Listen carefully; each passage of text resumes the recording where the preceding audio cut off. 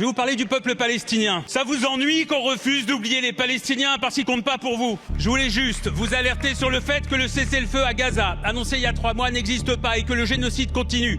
Depuis le 10 octobre dernier, 450 Palestiniens ont été tués à Gaza. Parmi eux, plus de 100 enfants, des centaines d'autres enfants ont été blessés.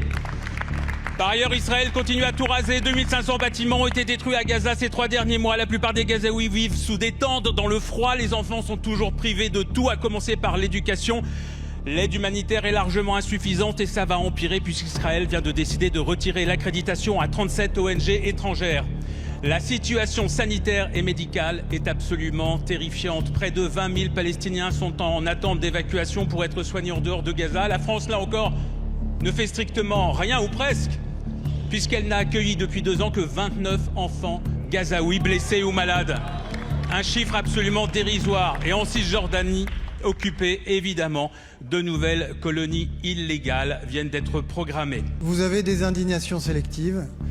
Et je dois vous rappeler, monsieur le député, qu'il y a à peine quelques semaines, c'est la France et ce président, ce gouvernement qui a reconnu l'État de Palestine.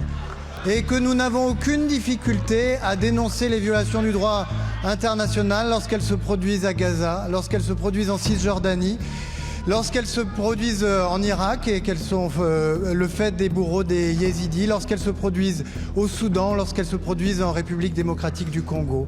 Et nous n'avons évidemment aucune difficulté, en tout cas pour l'immense majorité de cet hémicycle, à exprimer de tout notre cœur notre solidarité avec le peuple iranien, aujourd'hui victime d'une répression sanglante, ce qui, semble-t-il, est hors de votre portée, puisque vous n'avez pas le moindre mot pour les victimes de cette répression.